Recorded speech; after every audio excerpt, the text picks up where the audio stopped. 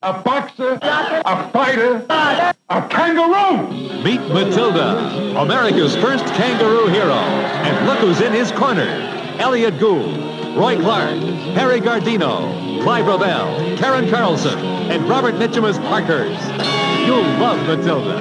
He even has Debbie and Pat Boone singing out. Matilda, what a knockout. We're not talking about actors. We mean a real monster. I brought her back. She'll live and I'll get her another body. I know they're going to catch me, but don't let anyone see me like that. Please, Doctor, help me. Biologically speaking, it's of primary importance that man should want to mate. Hey, that You don't get all your kicks from surfing, do you? We want to be free to ride our machines without being hassled by the man. And we want to get loaded. You think you're going to make a slave of the world? I'll see you in hell first. The American International Podcast. Are you ready? Welcome, one and all, to the American International Podcast. I'm Cheryl Lightfoot. And I'm Jeff Markin. And in this episode, we're climbing into the ring to do battle with a boxing brute, a pouched pugilist, a roustabout roo, that marsupial marauder from down under. That's right, folks, we're talking about Matilda from 1978. Matilda was directed by David Mann from a screenplay by Albert S. Ruddy and Timothy Galfas, based on the novel Matilda by Paul Gallico. It was produced by Albert S. Ruddy for Melvin Simon Productions and American International Pictures. Matilda stars Elliott Gould as Bernie Bonnelli, Clive Revill as Billy Baker, Harry Guardino as Uncle Nono, Roy Clark as Wild Bill Wildman, Karen Carlson as Kathleen Smith, Art Metrano as Gordon Baum, Lionel Syander as Pinky Schwab. Also starring Roberta Collins as Tanya Six, Barry Pennell as Lee Doherty, Gary Morgan as Matilda, Robert Mitchum as Duke Parkhurst, Frank Avianca as Hood Number 1, and Lenny Montana as Hood Number 2. Matilda opens with establishing shots of New York City landmarks as the insipid ballad "When I'm With You, I'm Feeling Good" plays over the credits. This is a tame love song sung by the father-daughter duo of Pat and Debbie Boone. It has a child's chorus of la-las to go in the background, and it's really obnoxious. And unfortunately, we are not hearing it for the last time. As the montage of New York City continues, we close in on a bridge and we see a man riding a bike over said bridge, and he rides it to the pub that he runs. Not sure what the name of the pub is, but there is a boxing kangaroo on the sign. He stops to say hello by honking at it. And then he smiles and invites us to join him inside. Yeah, he turns to the camera and says that he wants to talk to us and that we should follow him. So we do. We go in the pub. We have no choice. Yes. Well, we had a choice of not to watch this movie. We go into the pub with him, where he tells us his name is Billy Baker. He did business as the Kid. He was the welterweight champ of the British Isles. He explains that he owns this pub, and there are pictures of fighters adorning the walls. But one picture is displayed in a place of honor behind the bar. It's a picture of a guy in a kangaroo suit wearing boxing gloves. Billy tells us that this is the greatest fighter who he ever stepped in the ring with, by his reckoning. And he says that if God created man and beast, then he gave Matilda the most extraordinary talent. So as far as he's concerned, this is a real kangaroo. And he's going to maintain that illusion for the rest of the movie. He tells us that most ex-fighters end up destitute, can't even afford a drink, let alone own a pub. But it's all down to Matilda that he has this nice place. And though nobody asks, Billy is going to tell us the whole story. In flashback, of course. He remembers the story as if it were yesterday. Doodaloo, doodaloo, doodaloo, doodaloo. He and Matilda arrived in New York. Times were hard, and they were hungry. Yeah, they're on a crowded New York City sidewalk where people are lining up for the 55-cent hot dogs and the 25-cent pretzels being sold by a vendor with a cart on the street. Matilda goes for the hot dog cart vendor, and the cart ends up getting knocked over. Billy does tell us that they're new in town, they don't have much money, and they're hungry. Apparently, Matilda is a big fan of hot dogs. The sight of a guy in a kangaroo suit hopping around New York causes a near riot, and authorities are called in and Matilda is taken away to a dog jail. Billy's given the paperwork, so now he has to figure out how to get Matilda out of the pound. So naturally, he turns to Variety for help. And there he spots an ad for a promoter that says, "Book with Bernie." So he's off to see a man about a marsupial. "It was me only hope," he says. Now we're in the office of Pinky Schwab, manager of boxers. He's on the phone and eating a sandwich. Also in the room is Lee Doherty, fighter. Pinky is telling the person on the phone that Lee don't give no exhibitions in Toledo for that kind of money.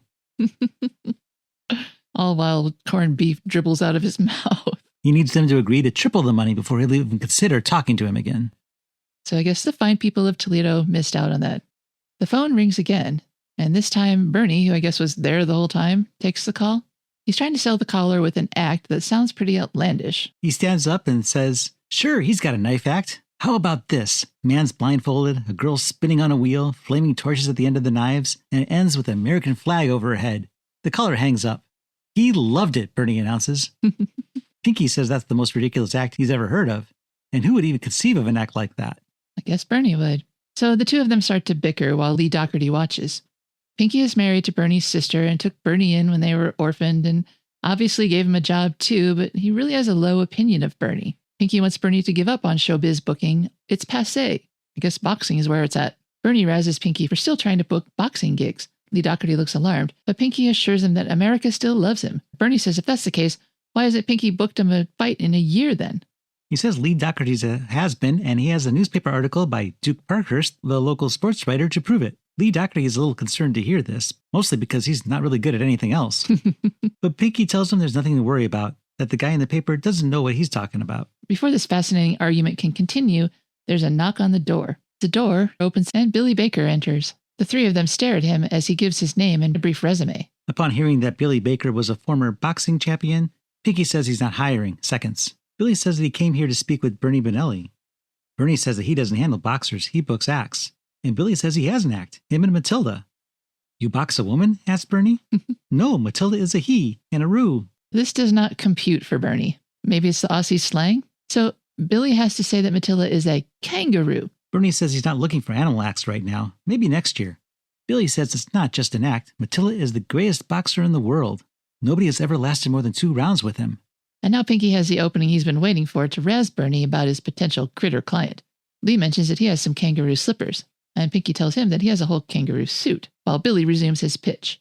At this point, Pinky has had enough amusement, and he and Lee leave. Billy pulls on a wallet photo of Matilda and hands it to Bernie, telling him to look at those eyes, so full of love. And Billy explains that Matilda is in a dog jail now, and is like a son to Billy. In fact, Matilda is all Billy's got in the world. Bernie says he wishes he could help, but he can't even help himself these days. He offers Billy the half-masticated sandwich that Pinky left behind, but Billy declines this treat. He can't eat while Matilda's in jail, starving. So next we see Bernie and Billy exiting a cab. The driver tries to collect the fare, but Bernie tells him to keep it running. They'll be right back. And then Billy and Bernie go to the front counter of the Pound. Billy says he's looking for his kangaroo. The guy at the desk sarcastically says he'll have to go check. They get a lot of kangaroos around here. They're not taking them very seriously. But Billy's persistence and sincerity gets the officer to make a call to the back to see if Matilda got gassed yet. Billy looks sick at hearing this. But then a woman from the ASPCA arrives and says that in the worst case scenario, Matilda would have been sent to the zoo. But Matilda isn't a wild animal, says Billy. She also harangues the officer for being so flip with these people who obviously love their animal. Bernie introduces himself to the woman. She tells him that she's Kathleen Smith from the ASPCA. Then another attendant comes from the back and tells them to come and take their kangaroo. He laid out one of the other attendants, knocked him out cold. Billy says that Matilda wouldn't hurt anybody. He was just playing. He loves to box. Over the scene of them leaving the Pound, Billy narrates that things were looking up at this point until Bernie invited Kathleen to watch Matilda box. Kathleen then went bonkers. So we see Billy leading Matilda back to the cab as Kathleen chases after Bernie, saying she can't allow them to go through with this. Bernie pulls her aside and says he's always respected people who respect animals, but she has gone too far and is butting into his marsupial affairs. Bernie tells her that she's missing something from her life and that's why she's such a do-gooder. As for the cabbie, he doesn't want Matilda in his cab, but Bernie pushes a $50 bill into his breast pocket. The cabbie says he's been waiting for over an hour with the meter running. "What are you complaining about? Making money? That's just the tip," says Bernie. The cabbie tells Billy that if she makes a mess, they're cleaning it up. Billy assures him that Matilda is as clean as he is, and he can hold his water like a camel. They all get into the cab as Kathleen stares, stewing from the sidelines. And they all arrive at a boxing gym, where Bernie tells Donahue, the owner, that Matilda is the greatest fighter that ever hopped. Donahue says, "Spare me the hooey." He likes him, so he's going to let him do his little demonstration. So Billy takes the ring with Matilda. The bell rings, and Billy immediately takes a punch to the face and falls. Seeing this, Bernie decides he needs to make a phone call. Then a challenger enters the ring to take on Matilda. Bernie calls one of his clients to tell him that the knife-throwing act is out. But good news, he's got an act with a kangaroo. Yeah, it's a boxing kangaroo. As this conversation goes on, a second challenger enters the ring, then a third, and a fourth. And they all get laid out. By now, Bernie tells the man on the phone that the kangaroo has had 6 straight knockouts. His act is rated G. There's something for everybody. And he's offering $500 to anyone who can last 2 regulation rounds against his kangaroo. And of course he has the money. And he'll be right there. Now we're back in the cab where the cabbie, who we'll find out is named Gordon, tells them that he's going to call his friend Duke Parkhurst to plug their act. He was the sports writer who wrote that article about Lee Doherty. And apparently he's friends with Gordon, who's always calling him to deliver some tips. You'd be surprised at what you hear in a cab. Bernie thinks this is fate. Any cab could have stopped, but Gordon's cab was the one that did. He asked Gordon if he'd like to work with them. He'd own 5% of Matilda. Gordon's not interested in business. That's why he drives a cab. But Bernie tells him this isn't business. It's show business. Gordon pauses, smiles into the rear view, puts on a pair of sunglasses, removes his hat, and honks his horn. Twice. He's in.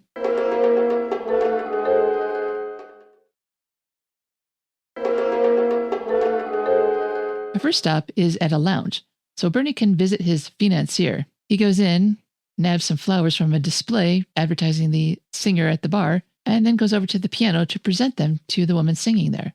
I couldn't tell if they were an item or not. They seemed to be romantically entangled, but maybe not. But anyway, he's got good news for her. The big time. He tells her he just got her a gig on the coast. That is good news, but she really wants a gig on the West Coast. He also says they call him a loser, but not anymore. The gods have smiled on them. They have Matilda, and he has so much faith in Matilda that he has no problem accepting $500 from Tanya. He announces his intention to take a $500 advance on her pay to fund this promotion. Tanya questions this, but Bernie assures her everything is fine. She'll have 2 points in Matilda, and next stop for her is Hollywood. He tries to take off before she can fully register what he said, but he notices Lee Doherty sitting at a bar nearby. Tanya tells Bernie he comes in every day to watch her sing. Bernie tells Tanya to be nice to him, and that she's going out with him tonight. Then he whispers further instructions to her. And then Bernie jogs back to the cab and tells the others that they just need a license from the boxing commissioner, Wild Bill Wildman. Gordon says there's no way that old cowboy is going to be giving him a boxing license. Bernie tells him to just stop at a Western store first. He'll take care of the rest. And now we're in Wild Bill Wildman's office. This is Roy Clark of Hee Haw fame. Bernie is sporting a ridiculous Western getup, lying to Bill about hailing from Arizona, just outside Wickenburg. Bernie further lies by omission about the license that they need. Bernie tells Wild Bill that this will be a match of Billy's experience versus Matilda's strength. He's strong, huh? asks Wild Bill. Matilda? He's an animal. But Wild Bill thinks that Billy doesn't look up to the task of fighting someone like that. And besides, what's with the name Matilda? Funny name for a boy. Bernie replies that Matilda is all boy. Wild Bill says that with a name like Matilda, he must have been fighting all his life. Unless he's strange, Wild Bill says, which is code for gay. Or a kangaroo. I don't think that entered his mind. And now we're at a carnival. Duke the rider and Gordon the cabbie arrive outside the tent where a big painting of a boxing kangaroo adorns a panel. Duke thinks this looks preposterous, but they go inside. They take seats. Bernie is already there, and we see Tanya is there too, with Lee Doherty. The ringside announcer says that there is a $500 reward for anyone going up against Matilda. Upon hearing the mention of $500, Tanya looks over at Bernie. Mine? She mouths. Bernie gives her an okay signal, and Tanya nods and crosses her fingers. Lee mumbles that this is all fake, so Tanya nudges him to do something about it. So Lee stands up and yells, "It's a setup." The ringside announcer asks if that's a challenge, and Lee says, "You bet it is." Billy looks a bit alarmed that the heavyweight champion of the world is the first contender. Billy rushes to apologize to Matilda, but there's no need to fret. Once the fight begins, she knocks Lee out with a single punch. And Duke is very excited to write this story. It still is preposterous. And then Billy tells us through voiceover that what no one knew was that Lee Doherty was owned by a mob boss named Uncle Nono. Ugh. Uncle Nono has his own theme. It's like the theme to The Godfather, but kind of played inside out. Just different enough to not get sued. Uncle Nono is not happy. He's reading a newspaper account of the fight to his fellow mobsters, of whom he is the boss, of course. And then Pinky turns up to the meeting and takes a seat. Nono singles out Pinky, who was supposed to have been keeping an eye on Doherty and keeping him out of trouble. And it was his brother-in-law's stunt that got Doherty's name in the papers in a bad light. Pinky apologizes, saying what was he supposed to do? Then he gives a sob story about how his brother-in-law is so pathetic he felt sorry for him, but Nono doesn't want to hear that. He tells his hoods to just take care of it. Yeah, if this happens again, all their kids are going to be orphans, he says. So Pinky and some thugs go to Pinky's office, where Bernie is sitting at his desk on the phone. The thugs pick up Bernie's desk and put it out in the hallway, and then they pick up Bernie and put him out in the hallway. They threaten him, And Bernie takes their threats rather well, advising them to be nice or he won't let Doherty have a rematch with Matilda. Pinky shouts out that there never was a match to begin with. That was just a publicity stunt you dreamed up. Then Pinky warns Bernie to be careful. He's getting the wrong people's mad. And he returns to his office. And the mob guys leave and Bernie just sits there in the hallway. At least they didn't set him on fire like they threatened. The next day, Gordon drives Bernie to the newspaper office. They both go in. Duke Parkhurst has summoned Bernie, but Bernie doesn't know why. Bernie goes into Duke's office, and Duke asks Bernie if he knows who owns Lee Doherty. Pinky Schwab and a couple of other guys, says Bernie. Pinky Schwab is one rung below a moron, says Duke. He tells Bernie that Doherty is owned by Uncle Nono, the gangster. Duke wants to get him out of boxing to clean up the game, and he has a proposition for Bernie. Right now, Bernie's got a circus act, but if he can get Doherty in the ring with Matilda, it's worth $1 million. In the meantime, Bernie can book the fights and Duke will write the stories. But there's one other thing that Bernie needs to take care of. Kathleen Smith at the ASPCA. She's taking them to court to stop the fight. Bernie promises that she's already taken care of. So next, Gordon drives Bernie to Kathleen's block. Bernie exits the cab with 6 dogs in tow. He walks them down the street just as Kathleen exits her building, walking her dog. Bernie says he walks his dogs here every day, but he's never seen her here before. And he loves his animals. They're all strays he's adopted. But Kathleen isn't impressed, nor is she falling for this ruse. Then Bernie tells her that Matilda is like family to him. You don't exploit family, says Kathleen. No one's exploiting anyone, says Bernie. You think you can teach a kangaroo to fight? It's like the human sex drive, he awkwardly explains. They box and we, well, you know. He awkwardly hits on her by asking how tall she is, but Kathleen's not going to play along with this. Her injunction is going to stand. There's no way Matilda is going to fight again. Kathleen turns to go back inside, but spins around again when she hears Bernie yell, ow. He claims one of the dogs bit him. Kathleen runs down to check on him, taking off his shoe, but she's disappointed to see that the bite hasn't drawn blood. And she calls his legs ugly. Gordon is down the street, standing beside his cab, laughing at this display. She says she's thrilled to be battling against him. Then she tosses his shoe at Gordon for one of the dogs to fetch. Gordon and one of the dogs go to retrieve it. As Bernie and the dogs make their way back to the cab, Gordon hands Bernie his shoe. Bernie says that Kathleen will have a difficult time keeping up with them. Bernie will book Matilda state to state, and she'll have to file an injunction to stop them in each one. And he asks Gordon if he's ever considered selling his cab. Now we're on the road. Gordon's apparently sold his cab because he's driving a custom Ford van decked out with a bubble top and Matilda's face appliqued to the side. Billy tells us via voiceover that they spent 6 months crisscrossing the country for small matches. Tallahassee, Tuscaloosa, Indianapolis, whatever. They had 7 fights and Matilda KO'd every opponent. It was tiring, but Bernie always made sure they ate well at least. Or at least ate. Because of this stop, they're at McDonald's. Gordon's in picking up the order while Matilda entertains children in the parking lot. Little product placement here.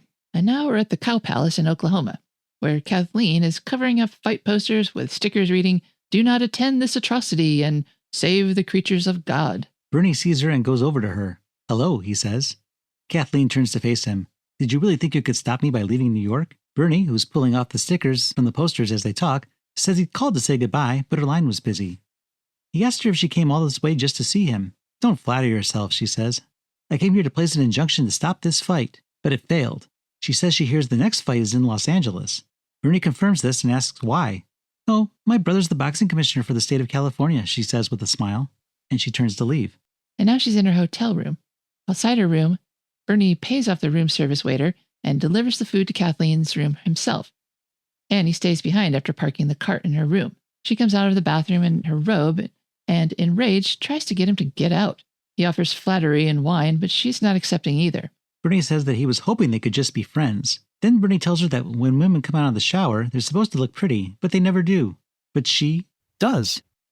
He pours some champagne and takes a sip. "Nice, but friendly," he says. He forces the glass into her hand. She dashes the champagne in his face. And then he assaults her with a kiss, and now she's livid. "Nice, but friendly," he says again. She almost blows her top. She hates him more than she's ever hated anyone, she seethes. She slaps him, so he kisses her again. "It's great, but it's not friendly." He said the same thing 3 times. And he assaulted her twice. He sits down on the sofa, and she asks why he's there. Is it her beauty or the fact that her brother's the boxing commissioner? "Why not both?" asks Bernie. He tries to encourage her to spare some sympathy for Billy, even though he's not an animal. Billy was on his way to the poorhouse, and that means something to Bernie. Kathleen isn't moved, So Bernie throws his shoe at her, telling her he'll send her the bill for it. Then he storms out. He stops in the hallway and realizes he now has to walk around with only one shoe. He looks like he has 3 toes on his feet. Like prehensile feet, like a sloth. In a room, Kathleen contemplates Bernie's shoe with a smile, for some reason. Meanwhile, Nono's hoods are setting up an elaborate trap for Matilda. They argue amongst themselves as they check that they have room in the trunk of their car. They have a net they have to get into place, and they do this arguing the entire time. Then when Gordon comes by with Matilda, one of the hoods knocks Gordon over the head. The net is dropped over Matilda and one of the hoods. Matilda starts pummeling the hood, so the others make a plan. They'll lift the net to let him out, leaving the kangaroo trapped. But it doesn't work as planned, and Matilda gets out and punches out everyone.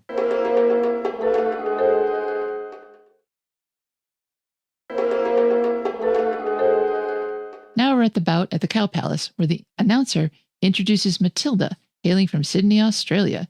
They promise 10 rounds of heavyweight boxing, where Matilda is fighting the number 2 ranked heavyweight in the world, Cowboy Jones. The bell rings, the match starts, Cowboy Jones is knocked out, and the fight is over. And there was much rejoicing. Yay. Yeah, these fights are not worth the money that you pay to get in. They last all of 2 seconds. And now we're in California. Billy warns Bernie to not upset Kathleen's brother. They really need this fight. So Bernie goes into the commissioner's office to meet with him. The commissioner, Payne Smith, thinks this has to be a joke. Bernie tells him that Matilda is licensed in 10 states and has won every fight, including one against Lee Doherty. He thinks he's a serious contender for the boxing crown. But Payne says that Bernie's circus act isn't welcome in the state of California. Bernie leaves in a huff, telling Payne that he doesn't own the world. He returns to the van, vowing not to be stopped. He tells the others that they should take him to Herman Kaplan, his friend in the advertising business. And then, without boring us with another scene, we find out that Bernie sold Herman on a TV show featuring Matilda versus Cyclone Roberts in the studio. And then they all happily pile into the van to make it happen, I guess. Now we're back with Uncle Nono, and he's educating his hoods. He has a board with a picture of a man and a kangaroo. He points out that they both have 2 legs, and he asks one of the hoods what the difference is, and one of them notices that the kangaroo has a tail. Nono says that's right, and what that means is the kangaroo has an advantage in balance. So he wants them to go to Los Angeles and cut off the kangaroo's tail. All the goons are gobsmacked by this mission. And now we're with Bernie, still grousing about Kathleen and her brother as they park at the hotel. They talk amongst themselves, and we find out that they're going to be on network television broadcast all across the country. I'm trying to figure out how this happened. Bernie goes back to his room and finds a box there. He opens it and finds a new pair of shoes with a note for him. It's from Kathleen, saying she's sorry she's ruined his big night, but hopes he won't hold it against her, and that he will join her for dinner. Oddly, it was women's shoes, though, so I don't understand that. So Bernie calls Billy and tells him that he's on his own for dinner. Kathleen's feeling guilty, so Bernie's going to go upstairs and make her feel even more guilty. Up in Kathleen's room, she invites Bernie in, and it looks like her eyes are filled with loathing, but she offers him food and drink. She seems surprised at his seemingly cowed demeanor. He play acts that he's lost everything. He's trying to get her sympathy, and apparently it works, in ways that I find disgusting. She offers him some fruit, and he declines, saying that he has a headache, and then a neck ache, and then a backache. So she massages him in all the affected areas. She keeps trying to cheer him up, telling him that he's great at what he does, that he really kept her running trying to keep up with him. He moans that she couldn't understand. Everyone was depending on him, and he's let them down.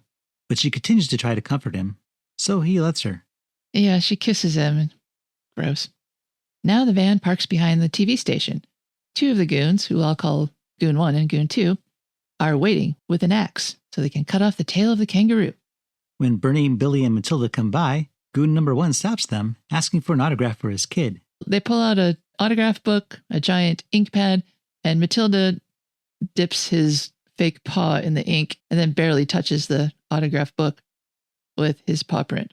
While they're distracted, the other hood swings the hatchet over his head, which hits a ladder on a van. The head of the hatchet breaks off, flies over, and hits Goon number 1 in the head, knocking him out. Then Matilda turns and swings his tail, knocking down Goon number 2. Then Billy and Bernie walk, and Matilda hops toward the TV station, none the wiser about the attempted maiming. Now we're in the studio, and apparently Matilda's not there for a sporting event. He's in a skit, and Billy tells us that this was his national television debut as well. He's on screen, very obviously reading from a badly placed cue card. In the scene, Matilda is reunited with Mr. and Mrs. Hardy, who rescued Matilda when he was just a joey, and maybe he can pay them back by boxing against Cyclone Roberts. And the only notable thing about this scene is that the grandmother on Mork and Mindy plays Mrs. Hardy. And we go to the booth where 2 technical directors are cursing their career choices. One of them leaves the room in disgust. But there are at least 2 people watching the show. We see that Kathleen is watching from her room, and Uncle Nono is watching in his office. And they actually do stage a fight, so that's what they're watching at this point. And of course, Cyclone Roberts is easily KO'd. Kathleen throws something through her TV screen as goon number 1 makes like Tommy Wiseau and chucks Uncle Nono's TV out the window at his behest. So Bernie and Billy and all return to New York and visit Duke Parkhurst. Duke tells them he has good news and bad news. The good news is the championship fight in Reno is on. The bad news is they're working for free. Duke explains that the purse will have to go to charity. It's the only way they could agree to make the fight happen.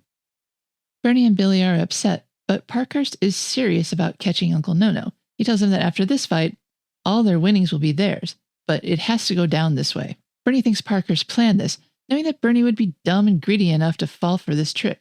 But then they let Billy decide. Billy defers to Bernie, who agrees to do it Duke's way. So Bernie tells Parkhurst he's going to write about the fight of the century. And now we have a training montage. ×2. This will be Matilda's toughest fight, and Lee Doherty's as well. And we see both Matilda and Lee Doherty training for the big day. Yeah, they're in the mountains, and it looks like there's just a brief scene of the Hoods training as well, like running around in tracksuits. But there's some nice scenic vistas here. And now Bernie goes to visit Matilda, who is apparently sleeping in a barn while all the rest of them have nice warm beds. Matilda can ride in a cab. Why can't Matilda sleep in a house?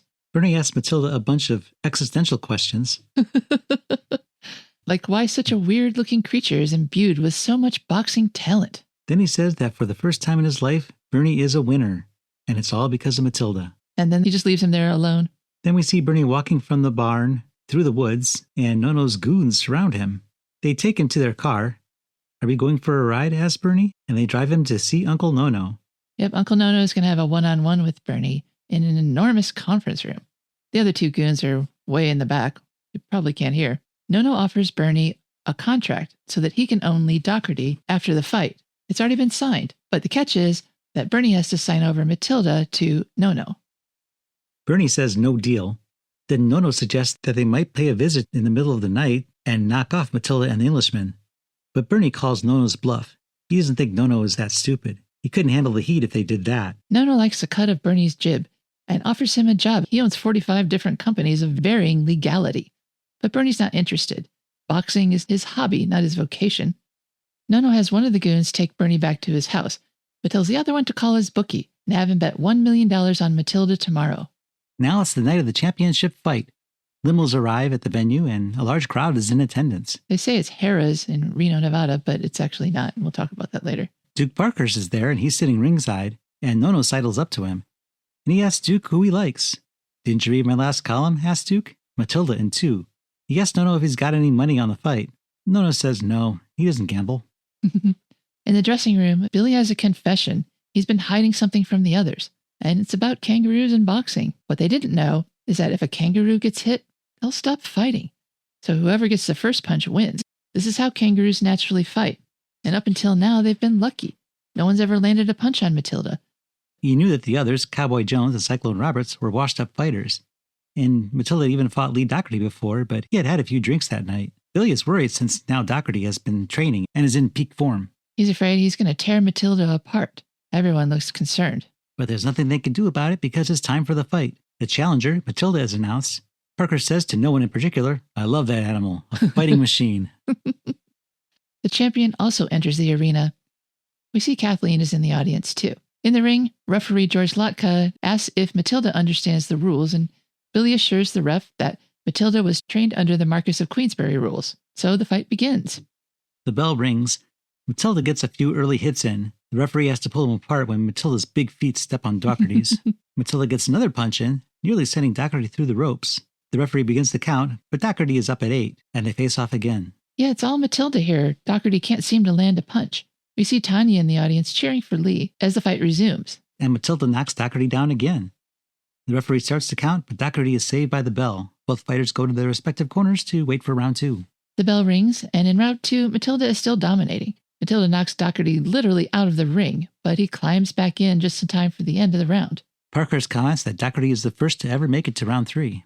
And round 3 begins, Matilda's still wailing on Doherty. He lands a punch on him just as he's adjusted his mouth gear. Parkhurst wonders what's keeping Doherty going. The crowd, who was previously rooting for Matilda, turns on him.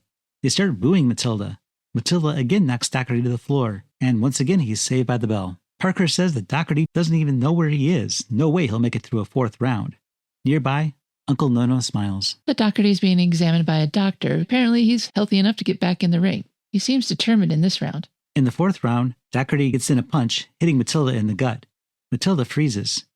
This is a first for Matilda, who just stands there looking hurt. Kathleen jumps up, alarmed. The ref signals to Doherty to resume fighting. So Bernie lobs the white towel of surrender into the ring, thus ending the fight. Lee Doherty is still the heavyweight champion of the world. Phew, that was close. Billy jumps into the ring to comfort Matilda, and Duke Parkhurst is in shock. This is not the story he wanted to write. Tanya embraces Doherty, and for some reason, Kathleen jumps into the ring to declare her love for Bernie. Ugh. Then Duke Parkhurst explains through voiceover that the crowd didn't like seeing one of their kind being pummeled by another species, and that's why they turned on Matilda. But now they're back on Team Matilda because he lost to a human. Matilda goes to hug Doherty as the crowd cheers, and the band plays the Australian national anthem, and then Matilda hops back to the locker room. And now we're back at the pub so Billy can wrap up this ridiculous story. He tells us that Bernie is now handling Lee Doherty. Pinky Schwab is Bernie's assistant, and Bernie and Kathleen are married with 4 kids. Duke Parkhurst has won a bunch of awards for writing, and Gordon Baum is now vice president of the William Morris Agency in Los Angeles. Tanya's singing in Las Vegas and still dating Doherty. Uncle Nono adopted Matilda and then bought a small Central American country where he raises roos with his family. Billy says they were all the nicest people in the world, and that's exactly the way it happened. Truly. He tells us to hold tight. He'll be right back. He grabs a Joey, Jr., spawn of Matilda, and tells him Uncle Bernie will be coming in a minute. And Bernie and Kathleen and their kids arrive in a car to take this young kangaroo. Billy hands Bernie the Joey, telling him that he's had his milk and that the kids get to give him a mini Mr. Goodbar. Bernie tells Billy they'll have him back soon, after they drop off the kids. They're going to take Junior to the gym. He's got training to do. Kathleen tells him it's inhuman to do that to a baby kangaroo. But Bernie tells her that this isn't just any kangaroo. Remember who his father was? They drive off as a single red balloon escapes one of the kids' grasps and flies away. Billy turns to us as the horrible theme song starts up and says, "Life's grand, isn't it?" We watch the balloon soar away as the Boons sing their love song over the end credits, and that's the end.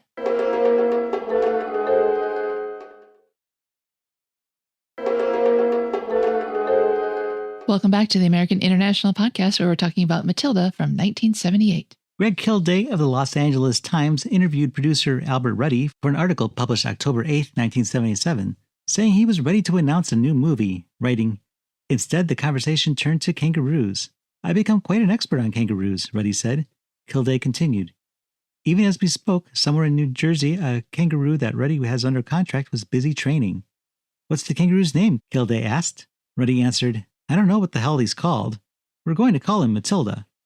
Ruddy told Kilday it's a marvelous story with wonderful Capra-esque touches. The kangaroo is a total innocent, a great character. In another article by Kilday headlined, "The Man Behind the Kangaroo," published in late November 1977, Kilday said that when Matilda was announced, producer Albert S. Ruddy promised the role of Matilda would be played by a genuine kangaroo, and that Ruddy was, quote, naturally disinclined to publicize the fact that much of the time, Matilda will actually be played by a kangaroo impersonator. That actor was Gary Morgan, who told Kilday, quote, "They were going to use a real kangaroo exclusively, but it proved virtually untrainable.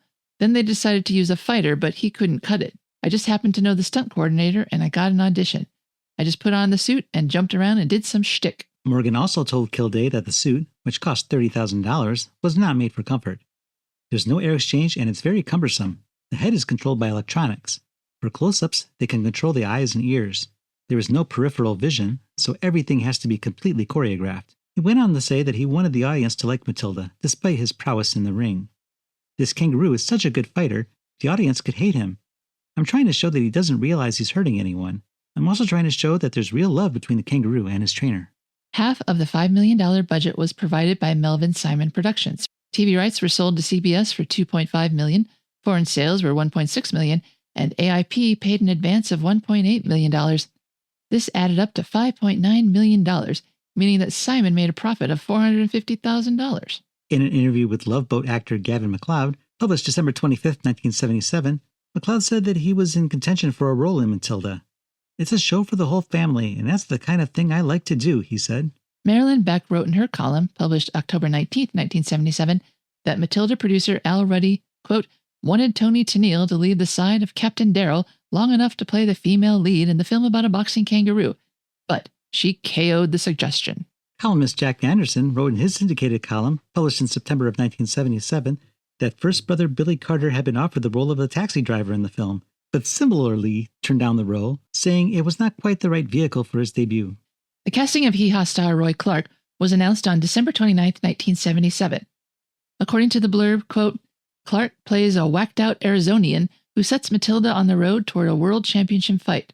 In another column published after the movie's release, Clark told country music columnist Bill Hance that his performance was, quote, not a big deal. You can tell Reynolds, Redford, and Newman they ain't got anything to worry about. Filming for Matilda took place in part in New York City, beginning in early November and running through December of 1977. A wire photo in the November 2, 1977 New York Record showed a scene from rehearsals for the film where Clive Revill tries to stop Matilda, identified as stuntwoman Kay Bailey, from attacking a hot dog vendor as other New Yorkers stared. According to the photo's caption, an actual kangaroo would be playing the part when filming began. According to the Detroit Free Press, a real kangaroo named Wemo was used in some scenes. Wemo weighed 195 pounds and, quote, packed such a mean punch that a stand-in had to be used in the boxing scenes. I call BS on that one. Some of Matilda's scenes were shot in Reno, Nevada, at the Washoe County Fairgrounds and other locations. According to the Nevada State Journal, the championship fight scene was filmed on Friday, November 11th, beginning at 8 a.m. at Reno's Centennial Coliseum. Filming was expected to last until 6 p.m. Jimmy Lennon, longtime fight announcer, served in the same capacity in the film, as did George Latka, a former boxer turned ring official who played the referee. Radio announcer Don Dunphy, known locally as the voice of boxing, was also there for the shoot. Reno Mayor Bruno Menicucci also played a part in the movie. And coming from the same article, the producers invited Reno residents aged 25 and up, in appearance if not in actuality, to dress elegantly and fill the seats.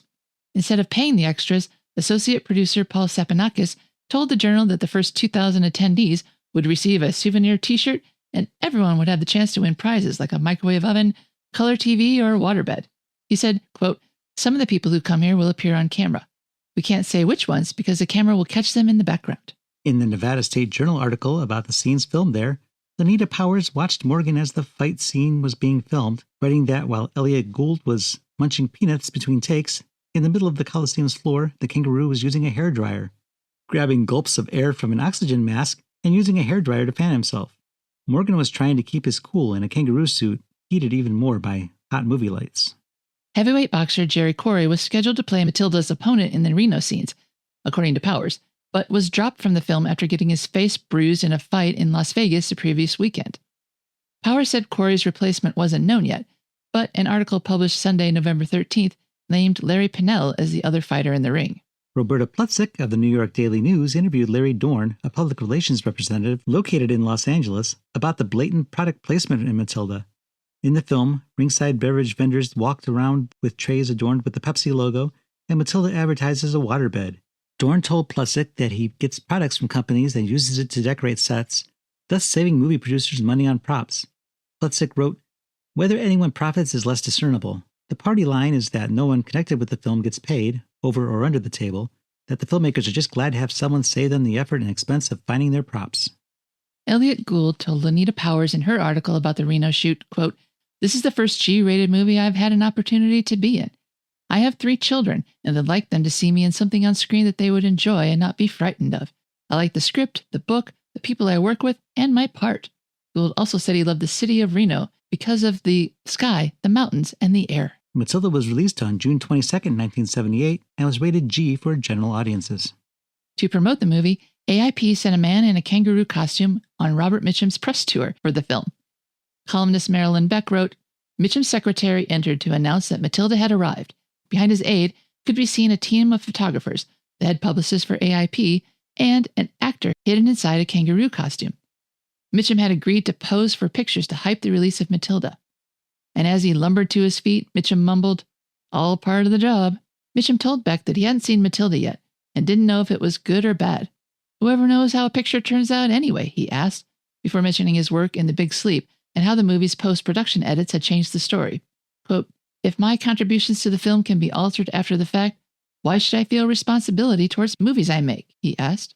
AIP sent a kangaroo to columnist Liz Smith to promote Matilda. She wrote, what does one do with a 5-foot stuffed kangaroo called Matilda when American International Pictures sends it to one's 2-room New York City apartment to help promote Elliott Gould's new movie? Well, the children in the psychiatric division at Bellevue are now having more fun with it than yours truly did. Box Office Magazine recommended a tie-in with the Berkeley Books paperback novel of Matilda, and to mention the Pat and Debbie Boone soundtrack song. I would not do that. Taglines for Matilda include, America loves a winner. Meet Matilda, the boxing kangaroo. He's got a good left hook, a fast right jab, and in his corner are 4 of the craziest characters you'll ever meet. All he wanted was 2 chocolate bars, a glass of milk, and a shot at the title. You'll laugh and cheer at the funniest knockout comedy of the year. It's all about the bouts of a foxy, boxy kangaroo who thinks he's Rocky. The New York Daily News review blurb said, sitting through this insipid movie about a boxing kangaroo is enough to make anyone hopping mad. Box Office Magazine wrote in their review that children may like to see the daffy doings, and older folk might come to see Robert Mitchum, Elliott Gould, and Harry Guardino. Only a small child would be fooled into believing Matilda is played by a real kangaroo. Raymond Lowry in the Raleigh, North Carolina News and Observer said of Matilda, quote, pleasure abounds every time Matilda hops out to ring center and lays out a human opponent as neatly as an undertaker. Between bouts, sob, there are few pleasures in the movie. All is foolishness, which hasn't the saving grace of humor. If Matilda were a real roo, maybe we might have succumbed to her, or rather his, charm. But he is ersatz, like Kong and the Jaws sharks, and it's hard to go ape over a kangaroo costume inhabited by a juvenile actor. Tom Sullivan in the New York Jersey Herald News called Matilda hopping bad, saying Radio City Music Hall has wound up with perhaps the worst, dreariest piece of work to come along in a kangaroo's age. It must have been evident to a man like Ruddy, if not director Daniel Mann, that nothing was working after the first few days of filming, but all hands plotted the disaster to its completion and somehow managed to get Sam Arkoff and American International Pictures to release it. A review published by the New York Times News Service countered the New Jersey reviewer saying, quote, the real test of a good children's movie as far as most parents are concerned is that it not only be clean in thought and language, but that they can watch it without screaming with boredom or embarrassment. Matilda, playing at the natural habitat for such pictures, Radio City Music Hall, passes this test so well that despite its G rating, it can't really be considered a run-of-the-mill children's picture. This is the kind of movie Radio City was built for, and seriously needs to survive. It is better than most similar efforts mechanically cranked out these days by the Disney studios. Jeannie Rasmussen in the Nevada State Journal wrote, once you accept the idea of a kangaroo fighting for the heavyweight championship, you should be able to enjoy this lightweight comedy tale. The film has nothing weightier on its mind than the screenplay's final thought, life is grand, isn't it? And said the film is also weak in thought and incredible characters.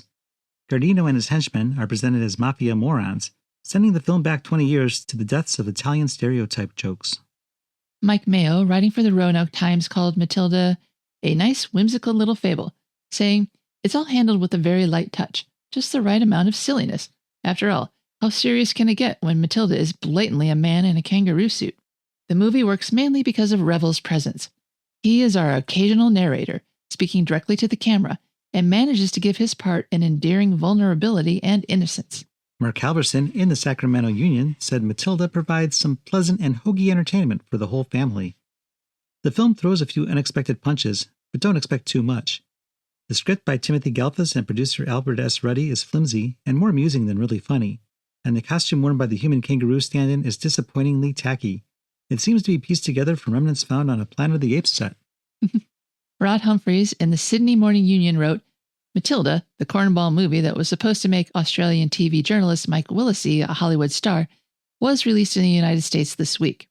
The reviews have not been good, and it is reported that the actors are not too keen to publicize the picture. Willesee was embarrassed when the Sydney Afternoon Press made his Hollywood debut front-page headlines last year.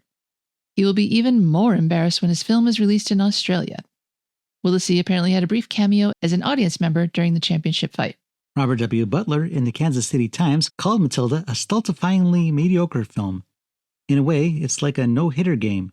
The tension mounts as the film's conclusion draws near, and you wonder whether this alleged comedy is ever going to yank a genuine laugh out of you before the curtain comes down. And finally, David Moss, a 14-year-old junior high student, wrote a review for the Charlotte Observer and said, quote, I found most of the dialogue corny and most of the characters ridiculous. Even the kangaroo suit looked fake. While I found parts of the movie ridiculous, my little brother, who is 6, found them funny. If I recommended this film to anyone, it would be kids from 5 to 10.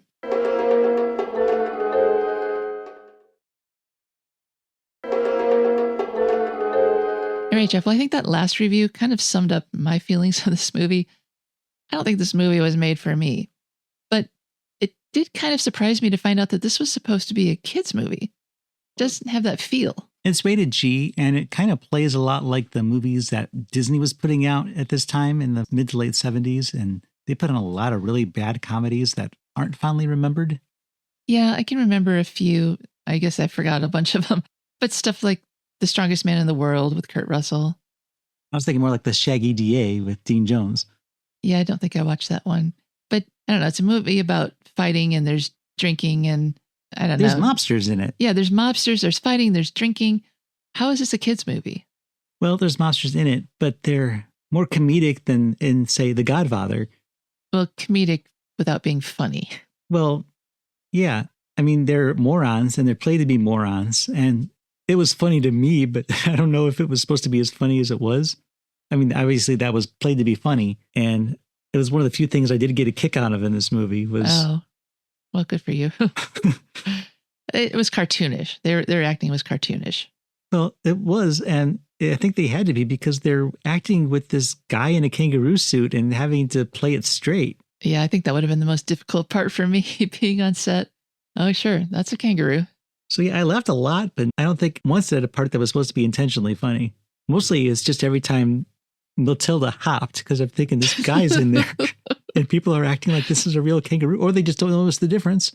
Well, I got a big laugh when I noticed that the headpiece of Matilda's costume was just casually draped over the body where you could see where it joins together. I don't know why they didn't put more effort into this. At least make the suit kind of realistic. Make the kangaroo a little bigger. The kangaroo was like one of the shortest characters. Yeah, this is another one of those movies, and I've asked this before, is who is the audience for this movie? Well, Because according to the 14-year-old kid, it's his little brother. I can't even see it holding a kid's interest for as long as this movie is. It's about 90 minutes, and Yeah. Matilda really doesn't have a lot of screen time. And No. that's got to be the only thing that would interest a kid, because Elliott Gould isn't that interesting to kids, I don't think. No, and here he's not interesting to me. In fact, I think it was, and maybe this is the 2026 me saying this, but he assaults Kathleen. He kisses her against her will, and it's just gross. That was the 70s. People did that all the time. I guess, but yuck. I don't want to see it. And somehow she fell in love with him despite him being a pathetic liar who harms animals. Yeah, the plot seems a little complicated for a kid to follow. I don't think kids are stupid. I think kids can be smart, but I don't think that they would necessarily have the attention span for this kind of a film. Yeah. I wouldn't have at that age, and I was that age when this movie came out. Yeah, because it's about the world of boxing, the world of promotion. It's a lot of adult concepts here. And I don't know how you can dumb it down for kids, pardon the expression. I don't mean make it dumber. I just mean make it more palatable to an audience who don't have jobs. I guess the one scene that did make me laugh is when they were doing that stupid skit in the studio with Matilda and Billy and the two people, the Hardys, and the people in the control room, the technical operators, were just like not having it. One of them is like banging his head on the counter and the other one just leaves. And I mean, I used to have that same job and I definitely understand that feeling when you're forced to watch something that you just can't bear. Well, I used to have that same job too. That's how But we to met. me, the funniest part was the class where Nono is pointing out the differences between a man and the kangaroo. And we didn't go into a lot of detail and description, but I do recommend that scene because it's very cartoony and very amusing. Yeah, he puts little dots under each appendage. He tries to simplify it for the idiots he has working for him. And they do eventually get it kind of, they do realize that they have to cut off the tail so that they have an equal number of dots. That's kind of horrifying in itself, though. When you cut off a kangaroo's tail, I imagine that's a fatal wound. You're not just snapping off a fingernail. Well, a kangaroo does use the tail to help him balance, so Well, I it get would be crippling at the very least. Yeah, I get the physics of it, but it just seems unnecessarily violent. If obviously they were dealing with an actual kangaroo and they had landed a blow, which they didn't, because this is a cartoon. I don't know. Like I said, this might have been a movie for somebody, but it definitely wasn't a movie for me. I can't even get any whimsy out of it, any charm. The only thing that's remotely charming is the character of Billy. What I think is amazing about this film is that it exists and everybody plays it more or less straight. I mean, the mafia guys are supposed to be buffoons, but all the characters around this supposed kangaroo, who's obviously a guy dressed up, are playing it straight. And it's unintentionally funny just because of that. Yeah, Robert Mitchum. I love this animal. I mean, where was he at in his career that he had to take this role in 1978? Well, it would have been 2 days' work tops for him. Yeah. Probably just one, so it probably wasn't that big a deal. He didn't have to play a buffoon, so I guess he had that going for him. I don't know. The more I watched this movie, the more I regretted seeing it at all. It's just so bizarre that throughout the entire film, nobody suggests that might just be a guy dressed up in a kangaroo suit. Yeah. Everyone's... To them, this is an actual kangaroo, and that's probably the hardest part to swallow in the whole film. The mass delusion of it all. I mean, it's a kangaroo with a tail that doesn't fold or bend, sitting in the back of a car. How does a kangaroo sit in a car with that tail that you can't take it off? They did make it easier once they got the van, though, because it had that bubble top so he could stick his head through it. All right, I did laugh at that too, but it's not a joke. It wasn't supposed to be a joke. The vast majority of the laughs here are not intentional. Every time that guy hops, I burst out into laughter. But I'm struggling to figure out where the intentional laughs are. Can you even identify where it was supposed to be a joke? I think it's the mafia guys are probably the only part. They're supposed to be the comic relief in the film because they're so broad and cartoony. Yeah, too bad they're not funny, though. I think it had an interesting cast, though. This is Elliott Gould's first real family movie. He did a couple of Disney movies after this. He did Devil and Max Devlin with Bill Cosby and The Last Flight of Noah's Ark. So he was trying to do more G-rated material because there was a time in the 70s when I heard somebody say that Elliott Gould was his own genre of film for a short while there. The bedroom comedy? Probably. And we have Art Metrano as Gordon Baum and Lenny Montana as the taller of the two main hoods. And they would both appear 1 year later in Andy Sedaris' Seven. Wait, we really liked that movie. That movie was a lot of fun. Yeah. And a lot funnier than this. He was just goon number 2 here, but in Seven, he was the kahuna. Oh, right. I remembered Art Metrano, but I didn't remember him. Yeah, I like that movie. I would much rather have watched that again. Do you really think this was better than any of the Disney movies that came out? Like one of the reviewers said? Like the Shaggy DA? No. What was the one about the cat? The Cat from Outer Space? The Cat from Outer Space. Oh, I like the Cat from Outer Space. It was a real cat, right? It was a guy in a cat suit. Yeah, I don't have a lot to say about this movie because I just kind of sat there loathing it while being occasionally amused by the ridiculousness of it. Well, I think the ridiculousness of it is the only reason to watch it because it's not because it's a good movie. It's not. Nope, and it was soon eclipsed by another movie called Matilda that came out almost 2 decades later based on the Roald Dahl book from 1988. So now when you look it up, that's what comes up. Yeah, it makes this one a little more difficult to research. All right, Jeff, let's lay a grade on this turkey. Using our AIP scale, where A is awesome, I is intermediate, and P is pathetic, how do you rate Matilda? Well, this movie has a lot going against it. There's a guy in a kangaroo suit, and nobody's acknowledging that this is a kangaroo suit. There's a lot of awkward product placement, a lot of it. In a movie that's supposed to be for kids, there's a very strange love story going on. And it's got a complicated plot that I don't think kids are really ready to handle yet, involving mobsters and gambling and rules and regulations. So it's probably deserving of a P. But I did enjoy it a little more than that, I think. I'm going to raise it up to an I. It's probably really more than it deserves. And you're looking at me like I'm making a horrible mistake. But I laughed not with this movie. I laughed at this movie, and I enjoyed it enough. It's not one I'm going to be in a hurry to watch again, but I'm still going to give it an I. I think people should check it out just to see something watchable, how bad it could still be. So what's your take, Cheryl? Well, the only reason I would watch this movie is if I were having a bad movie watching party. And you wanted to watch something that was really dumb and that everyone could make fun of and everyone could go, ha, ha, ha, look at the guy in the kangaroo suit. And if that were my criteria, I'd definitely give it an I because you could do better, but you could do worse. At least it's a movie and it was competently made.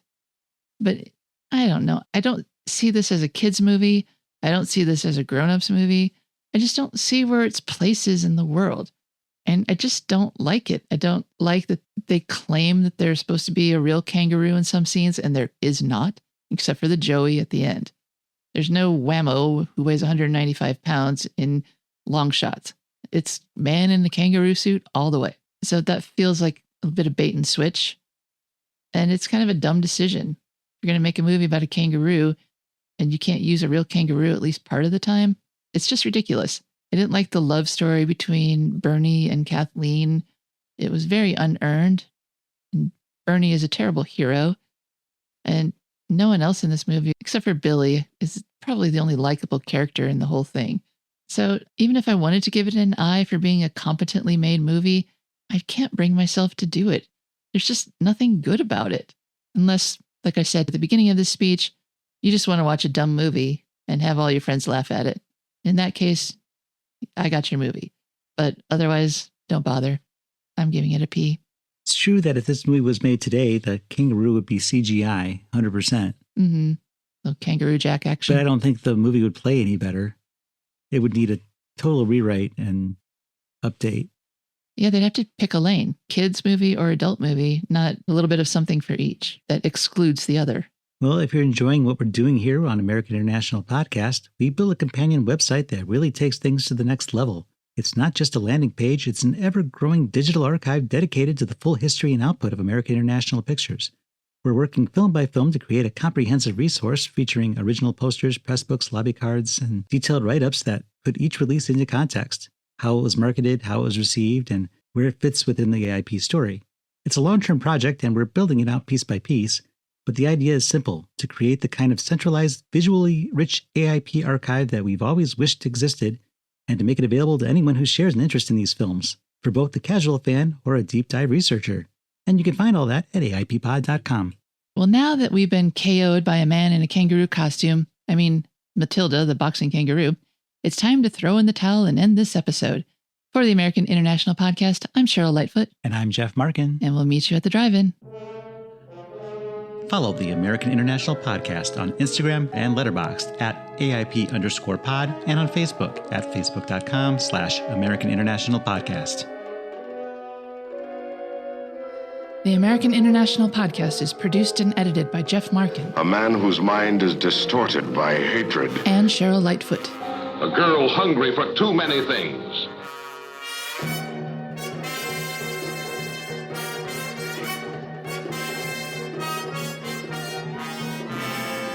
The American International Podcast is part of the Pop Culture Entertainment Network.